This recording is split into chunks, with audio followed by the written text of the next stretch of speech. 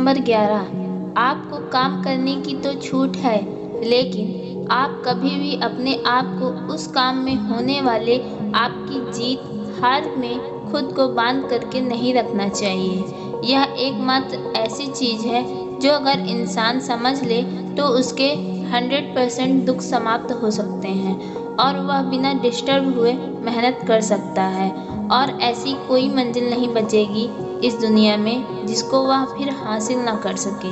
और सबसे शानदार बात यह होगी कि बहुत कुछ अचीव करने के बाद भी आपको कभी घमंड नहीं होगा। आपको कभी किसी काम को करने का उद्देश्य नहीं होना चाहिए कि अगर मैं यह काम कर दूंगा तो मुझे यह फल मिलेगा। अक्सर यह होता है कि हम मेहनत तो करते हैं, लेकिन उस मेहनत से ज़्यादा हमारे मन में डिजायर्स होती हैं और हम हर वक्त यह सोचते रहते हैं कि मैं इतनी मेहनत कर रहा हूँ तो मुझे सक्सेस क्यों नहीं मिलेगी, मुझे मिलनी चाहिए सक्सेस, मैं डिज़र्व करता हूँ। और हमारी एक्सपेक्टेशन इतनी हाई हो जाती है कि जितनी हमारी मेहनत होनी चाहिए। लेकिन अगर आप अपने काम में सफल नहीं हो पाते हैं तो एक बात आपको ज़रूर याद रखनी चाहिए कि अगर आप इस काम में सफल नहीं हुए हैं तो कोई और ज़रूर इस काम में सफल हुआ होगा, क्योंकि उसने आपसे ज़रूर ज़्यादा मेहनत करी होगी।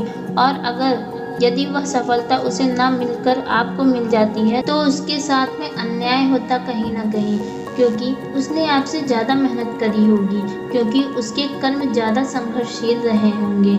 जिस दिन आपका कर्म सबसे ज़्यादा संघर्षशील बन जाएगा ना, उस दिन सफलता आपकी भी हो जाएगी, इसमें कोई डाउट नहीं। लेकिन श्रीमद् भागवत गीता में श्री कृष्ण रिजल्ट के बारे में सोचने से साफ साफ मना करते हैं कि अर्जुन, तू चाहे यह लड़ाई जीते या हारे, तू आएगा मेरे पास ही, क्योंकि ना तो तू जीत करके कहीं और चला जाएगा और ना ही तो तू हार करके कहीं और चला जाएगा। जैसा सब पहले था वैसा सब बाद में भी होगा, इसलिए तू उठ और इस युद्ध के परिणाम के बारे में सोचे बिना यह समझ के लड़ाई करना कि यह लड़ाई तू नहीं बल्कि मैं खुद श्री कृष्ण कर रहा हूँ। और फिर जो भी परिणाम आएगा इस लड़ाई का कि अर्जुन को केवल लड़ाई लड़नी थी और वह लड़ा, और श्री कृष्ण का काम परिणाम देना था और उन्होंने दिया।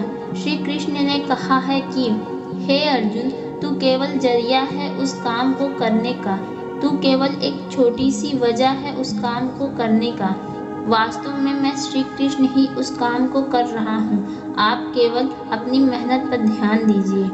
कोई आपको लूज़र कहे या आपको फेलियर कहे, आपका काम है केवल काम करना और अपना काम करते रहें। सीख नंबर 12, इस दुनिया में हम सब अपने आप को केवल बेहतर बनाने के लिए आए हैं, बेहतर सीखने के लिए आए हैं। जो ऐसा नहीं कर रहा है ना, वह हर दिन मर रहा है।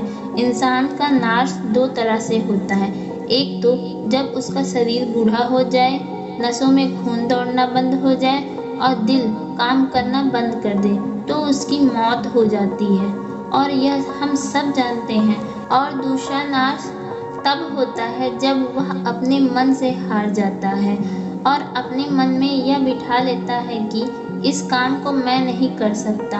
और जब इंसान अपने आप को समस्याओं के सामने यह समझने लगता है कि यह मेरी समस्या मेरे से बहुत बड़ी है और मैं यह नहीं कर सकता, और जब इंसान की हिम्मत मरती है तो इंसान भी जिंदा लाश की तरह हो जाता है। और इसलिए श्रीमद् भागवत गीता में कहा गया है कि आत्मा हर जन्म में अपने आप को बेहतर बनाती हुई अपनी यात्रा पर आगे बढ़ती रहती है, और जब उसका एक लेवल आता है तो परमात्मा से जाकर मिल जाती है और फिर वापस शरीर धारण नहीं करती। हमारी जो उत्पत्ति है ना, वह अगर उस परम पिता से हुई है जिसको हम भगवान कहते हैं या अल्लाह कहते हैं या जो भी कहते हैं, धर्म अलग हो सकते हैं, लेकिन अगर आपको बनाने वाला वह है, वह इतना मजबूत है तो आप कमज़ोर कैसे हो सकते हैं। इसलिए हमें कभी भी अपने मन से हार नहीं माननी चाहिए। श्रीमद् भागवत गीता की 13वीं सीख है कि इस दुनिया में सबसे ज़्यादा हिम्मत वाले और सबसे ज़्यादा ताकतवर वे लोग हैं जो माफ़ करना जानते हैं। एक बार जरा सोच करके देखिए कि भगवान को कौन सी चीज़ भगवान बनाती है। श्रीमद् भागवत गीता में श्री कृष्ण जी ने कहा है कि चाहे कोई कितना ही पापी इंसान हो, अगर वह अपने बुरे कर्म को छोड़कर अच्छे कर्म करना शुरू कर दे तो उसको वह अपना लेते हैं। यानी भगवान इस सृष्टि के मालिक हो करके भी इतने नेक दिल के हैं, उनके दिल में सबके लिए जगह है, उनके लिए सब समान है। माफ़ करना महान व्यक्ति की निशानी होती है, क्योंकि माफ़ वही कर सकता है जो किसी न किसी रूप में, किसी न किसी नज़रिए में सामने वाले से बड़ा हो, चाहे वह उम्र में बड़ा हो, चाहे वह अच्छा काम करके बड़ा बना हो, या चाहे बहुत सारे पैसे कमा करके बड़ा बना हो। किसी की गलती पर नाराज़ होना, उस पर गुस्सा करना बहुत आसान काम है, यह कोई भी कर सकता है, लेकिन हिम्मत वाले लोग ही गलती करने वाले को माफ़ करके एक और मौका दे सकते हैं। सीख नंबर 14। इस दुनिया में जब भी कोई इंसान महान बन करके कुछ करता है ना, तो बाकी की दुनिया भी वैसा ही करती है। आजकल हम देखते हैं कि जब कोई फिल्मी हीरो ऐसी नई हेयर स्टाइल के साथ आता है किसी मूवी में, या किसी अलग एक डांस स्टेप के साथ आता है, या किसी एक नए लुक में आता है, तो वह ट्रेंडिंग में आ जाती है। लोग उसको कॉपी करने लगते हैं। ताज्जुब की बात यह है कि यह बात श्री कृष्ण जी ने महाभारत में कही थी। कितने ही हजार सालों पुरानी बात है कि हे अर्जुन, अगर तू लड़ाई नहीं करेगा तो हर कोई तेरी बुराई करेगा, तेरे वंश को गालियां देगा कि अर्जुन कितना कायर था। लेकिन अगर तू अपना युद्ध करके जीत जाएगा तो इससे आगे जो आने वाली दुनिया होगी ना, उसमें तू एक एग्जाम्पल सेट करेगा, और एग्जाम्पल यह होगा कि धर्म की अधर्म पर जीत हो ही जाती है।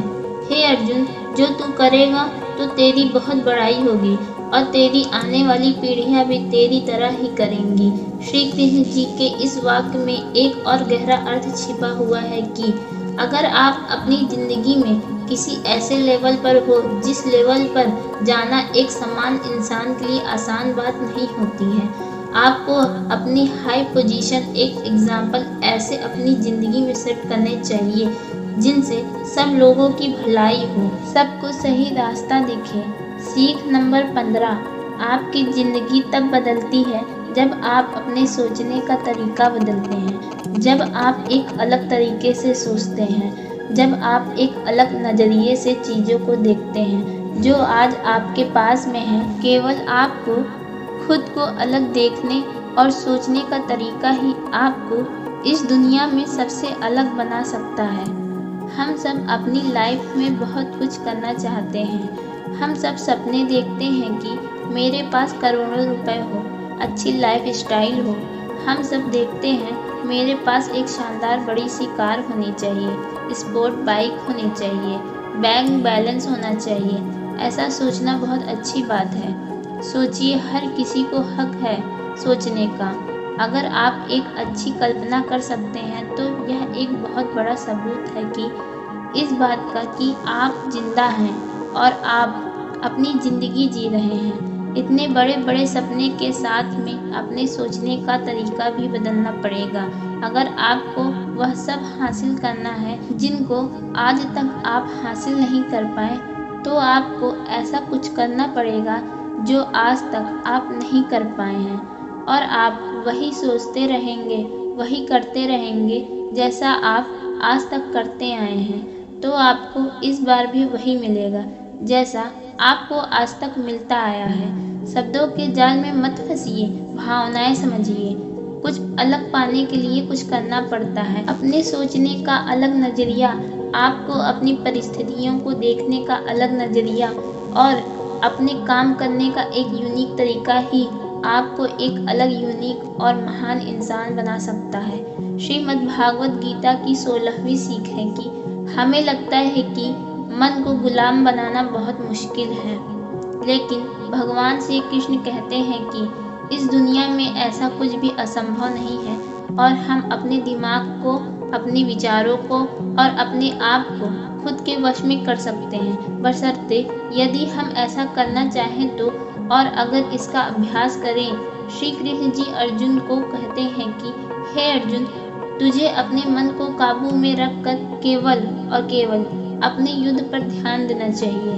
तो अर्जुन क्रॉस क्वेश्चन करते हैं कि हे कृष्ण, आपने कह तो दिया कि मन हर एक बीमारी और दुख की जड़ है। ऐसा तो हो ही नहीं सकता कि मनुष्य अपने मन को पूरी तरह से अपने काबू में कर ले। फिर ऐसा कौन सा तरीका है जिससे मैं इस मन को काबू में कर सकूं? तब भगवान श्री कृष्ण जवाब में कहते हैं कि दुनिया में कोई ऐसा काम नहीं है जिसको इंसान नहीं कर सकता। कभी किसी ने सोचा था कि कोई इंसान चांद पर जाएगा? नहीं ना, लेकिन चला गया। असंभव कुछ भी नहीं होता है, बस मन में दृढ़ विश्वास होना चाहिए और प्रयास निरंतर करते रहना चाहिए। प्रयास से हर काम को सफल बनाया जा सकता है। अगर कोई किसी पहाड़ को फतह करना चाहता है ना, और अगर ऐसा एक बार में नहीं कर पाता तो उसको अपनी कोशिश जारी रखनी चाहिए। और अगर आप फेल हो रहे हैं किसी काम को करने में, तो उससे आपको सीख लेनी चाहिए कि आप में कहीं ना कहीं कुछ न कुछ तो कमी रही होगी, या आपने पूरी तरीके से प्रयास नहीं किया, तभी आप उस काम को करने में फेल हो गए। यदि आप एक बार फेल होते हैं, 2 बार फेल होते हैं, 3 बार फेल होते हैं, कितनी भी बार फेल होते हैं, तो आपको फेल होने पर डरना नहीं चाहिए। आपको उससे और डटकर पहले से ज़्यादा और तैयार होकर के उससे मुकाबला करना चाहिए। जीत जरूर आपकी होगी। यदि आप अपने मन में सोच लिया है कि मुझे इस बार पहाड़ पर चढ़ना है, मुझे इस पर फतेह करनी है, तो करनी है। बस यही दृढ़ विश्वास आपको उस पहाड़ पर फतेह दिलवाएगी। श्री कृष्ण जी कहते हैं कि अभ्यास से सब संभव होता है, चाहे वह कोई काम हो या फिर मन को काबू में करना। सीख नंबर 17। इस दुनिया में हर वह चीज़ जिसकी शुरुआत होती है, उसका कभी न कभी अंत जरूर होगा। और जब किसी भी चीज़ का अंत होता है तो ठीक वहीं पर एक नई शुरुआत भी होती है। और यह चक्र ऐसे ही कई अनंत सदियों तक चलता रहता है, और ऐसे ही चलता आया है, और आगे भी ऐसे ही चलता रहेगा। जब तक यह दुनिया रहेगी तब तक यह चक्र ऐसे ही चलता रहेगा। चक्र होती ही ऐसी चीज़ है जो कभी खत्म नहीं होती। आज आप बहुत खुश हो तो आप बहुत ठीक रहोगे, उसके बाद थोड़ा दुख मिलना शुरू हो जाएगा, और कुछ दिन के बाद में आप पूरी तरह से दुखी हो जाओगे। फिर कहीं से थोड़ी सी उम्मीद की किरण आएगी आपके जीवन में, और आपको बेहतर महसूस होने लगेगा। यह लगने लगेगा कि आपका अच्छा वक्त आने लगा है और आपको सुख मिल रहा है। एक समय आने पर आपका प्लीजर भी एक पीक पर होगा, लेकिन दोस्त वहाँ पर भी आप एक पल के लिए रुक जाएंगे। पहाड़ की चोटी पर जाने पर केवल वहाँ से एक ही रास्ता बचता है, और वह है नीचे आने का। और आपके सुख कम होने लग जाएंगे, फिर आप नीचे आएंगे, फिर आप ऊपर चढ़ेंगे। हर एक वह चीज़ जिसकी शुरुआत होती है उसका अंत भी होना निश्चित है, चाहे वो हमारा शरीर ही क्यों ना हो। हर वह चीज़ जिसका अंत होता है उसकी कभी न कभी शुरुआत जरूर होती है, चाहे उसको उम्मीद ही क्यों ना कह दें। जो दुख के लम्हे या जो सुख के लम्हे सब समय के साथ आते जाते रहेंगे, इसलिए सुख और दुख की फीलिंग वाले चक्कर में मत फंसना। हमेशा शांत रहने की कोशिश करना, चाहे कितना ही सुख हो या कितना ही दुख हो। श्रीमद् भागवत गीता की 18वीं सीख है कि हमारे शरीर से बड़ी तो हमारी इंद्रियां होती हैं, हमारी इंद्रियों से बड़े हमारे विचार होते हैं, हमारे विचारों से बड़ी हमारी बुद्धिमानी होती है, और जो बुद्धिमानों से भी ऊपर है और जो हमारे बुद्धि से भी ऊपर है उसको कहते हैं आत्मा। यह सीख थोड़ी अजीब लगती है, लेकिन मैं आपको इस तरीके से समझाने की कोशिश करूँगी कि यह आपको आसानी से समझ में आए और आपको इसे अपने लाइफ पर आजमाने की कोशिश कर सके। श्री कृष्ण भागवत गीता में कहते हैं कि हमारा शरीर तो सबसे नीचे है। जो अपने शरीर और उसके प्लेजर्स के बारे में सोचता है उसका लेवल सबसे नीचे रहता है। उससे ऊपर उठकर कोई इंसान अपने विचारों में जीता है वहाँ से कुछ चांसेस होते हैं कि वह कुछ ऐसा सोचे जिससे उसकी ज़िंदगी पूरी तरह से बदल जाए, कुछ बड़ा काम कर जाए। और जो विचारों से भी ऊपर उठ करके इंटेलिजेंस वाले लेवल में आता है, वे अपने इंटेलिजेंस से अपने थॉट्स, अपने डिज़ायर और अपनी बॉडी, इन तीनों को कंट्रोल में कर सकता है। जैसा कि श्री कृष्ण बोलते हैं कि कर्म करो, यह सोच कर मत करो कि मैं कर रहा हूँ, बल्कि यह सोचिए कि यह भगवान कर रहे हैं या फिर मेरे द्वारा इस काम को भगवान मुझसे करा रहे हैं। अगर आप ऐसा सोचोगे इस लेवल पर, तो आप इंटेलिजेंस के लेवल से भी ऊपर चले जाओगे। सीख नंबर 19, खुश रहना या दुखी रहना आपकी खुद की मानसिक अवस्था है। इसका बाहरी दुनिया से कोई लेना देना नहीं है। यह खुशी और दुख, जैसे कि मान लो दो कुएं हैं और आपकी मर्जी है कि आप कौन से कुएं में रहना चाहते हैं। अगर आप खुशी वाले कुएं में हो ना, तो कोई कितना भी आपको वहां से निकालने की कोशिश करे, आपको दुखी करने की कोशिश करे, तो यह आप पर निर्भर करता है कि आप उस खुशी वाले कुएं से निकलना चाहते हो या नहीं। ऐसा ही सेम दुख पर भी यही नियम लगता है, और दुख वाले कुएं में नीचे गर्दन करके मान के बैठे हुए हैं कि आपको तो दुखी ही रहना है, तो आपको दुनिया का सबसे बड़ा मोटिवेटर भी कभी खुशी नहीं दे सकता। खुश रहना या दुखी रहना तो आपके खुद के ऊपर निर्भर करता है। आप जैसा रहना चाहते हैं वह आपकी मर्जी है। सीख नंबर 20, इस दुनिया में हमारा सबसे बड़ा शत्रु हमारा मन है। अगर हम उसको अपने बस में नहीं रख पाते हैं तो यही हमारा मन ही हमारा सबसे बड़ा शत्रु होगा। एक बार जरा सोचिए कि हर इंसान मेहनत क्यों नहीं कर पाता, हर इंसान खुश क्यों नहीं रह पाता, हर इंसान सक्सेस हासिल क्यों नहीं कर पाता, क्योंकि हर कोई अपने मन को काबू में नहीं रख पाता है। यदि मन हमारे काबू से बाहर निकल जाए तो यही हमारा सबसे बड़ा शत्रु होगा। यह एक ऐसी चिड़िया है जिसको पकड़ने में अच्छों के पसीने निकल जाते हैं।